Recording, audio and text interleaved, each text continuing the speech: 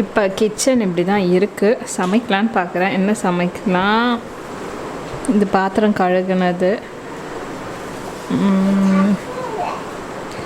So இந்த ஸ்பேஸில் தான் நான் சமைக்க ஆரம்பிப்பேன். ஸோ ஏற்கனவே இது வறுத்து கொடுத்த ஈவினிங்கிறதுனால இந்த என்ன சொல்கிறது, இந்த ஜவ்வரிசி இந்த வத்தல் வறுத்து கொடுத்தேன். எனக்கு ரொம்ப பிடிக்கும் அந்த வத்தல். ஃபோக்கஸ் மட்டும் ஆகாது. ஸோ இது வறுத்து கொடுத்தேன். இது ஜவ்வரிசி. இதுதான் ஸ்நாக்ஸ் சமைக்கலான்னு பார்க்குறேன்.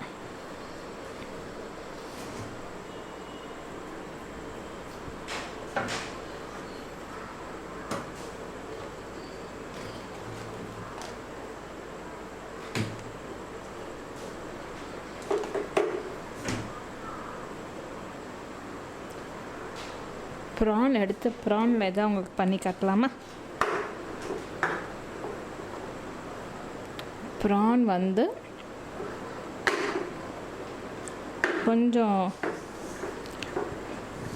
ஸ்நாக் எதாவது பண்ணலாம் ப்ரானில். ஸோ இதை டீஃப்ராஸ்ட் ஆகட்டும். அண்ட் உங்களுக்கு ஒன்று காட்டணும்னு நினைக்கிறேன். இது வாங்கினேன். இது ஒரு வீடியோவில் நான் போடுறேன்.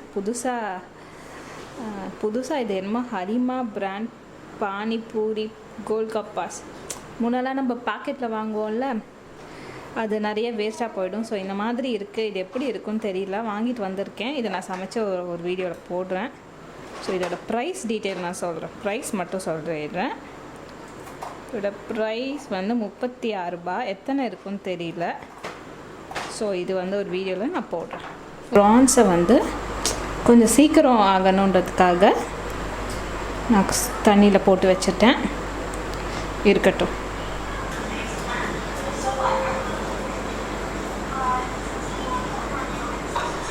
ரொம்ப சிம்பிள். ஒரு பிளெண்டரில் போட்டுடுங்க. போட்டுட்டு இது கூட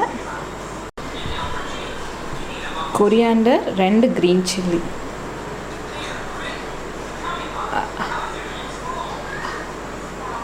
சாப் போர்டில் போட்டுட்டு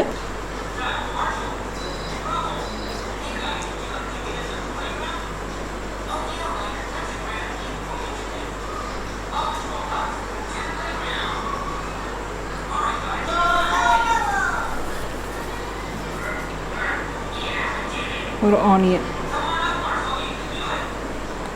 In goes the salt. You can add the salt as per your taste. And okay. So இது வந்து இப்போ வந்து நைஸாக பேஸ்ட்டாக இருக்கும். நைஸாக இருக்காது, ஓரளவுக்கு கொஞ்சம் திப்பியாக இருந்தால் தான் அதோட டேஸ்ட் உங்களுக்கு சூப்பராக இருக்கும். ஓகே, பார்த்திங்கன்னா உங்களுக்கு தெரியும். பச்சை மிளகா போட்டிருக்கோம், உப்பு.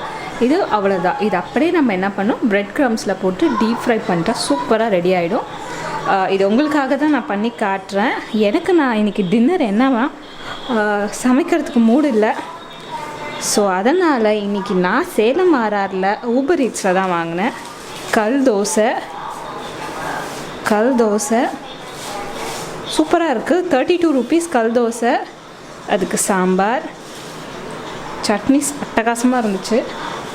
அண்டு இது வந்து சால்னா. எதுக்குன்னா காட்டிடுறேன்.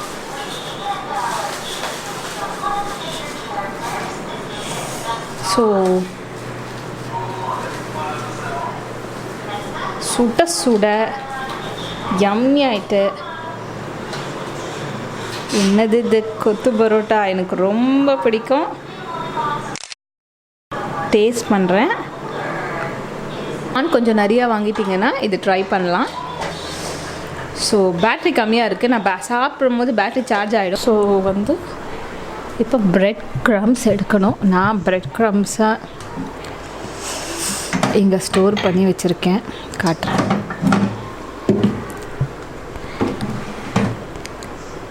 ஓகே, இதில் தான் பிரெட் க்ரம்ஸ் இருந்துச்சு, காணோம்.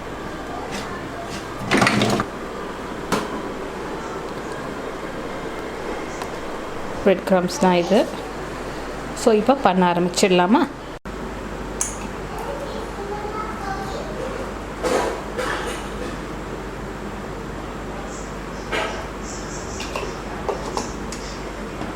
பிரெட் க்ரம்ஸ் போட்டாச்சு. ஸோ எண்ணெய் காஞ்சிட்ருக்கு. இப்போ வந்து நம்ம வந்து ஆரம்பிச்சிடலாம். இந்த மாதிரி ஸ்கூப் இருக்குல்ல, ஸ்கூப்,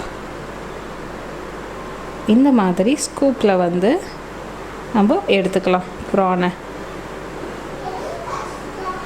ஓகே, அது வந்து ஒரு பால் மாதிரி வரும்ல உங்களுக்கு. ஸோ அந்த மாதிரி எடுத்துட்டு இதெல்லாம் போட்டுடுங்க.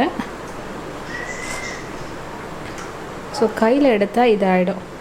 ஸோ அதனால் நான் இந்த மாதிரி ஸ்கூப்பில் எடுத்து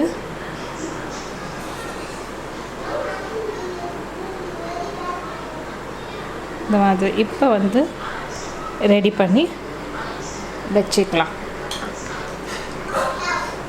ஸோ ஒரு ஸ்கூப்பாக உப்பு இருக்கான்னு செக் பண்ணிக்கோங்க.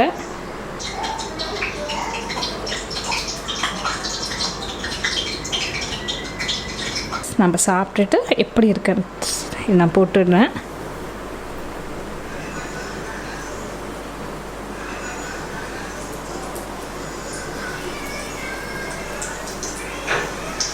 வாசனை செம்மையாக இருக்குது, ரெடி ஆகிட்டுருக்கு. இது கூட அப்படியே சாப்பிட்லாம், ஏன்னா காரம் எல்லாமே இருக்குது. மைனஸ் வச்சுட்டும் நீங்கள் சாப்பிட்லாம்.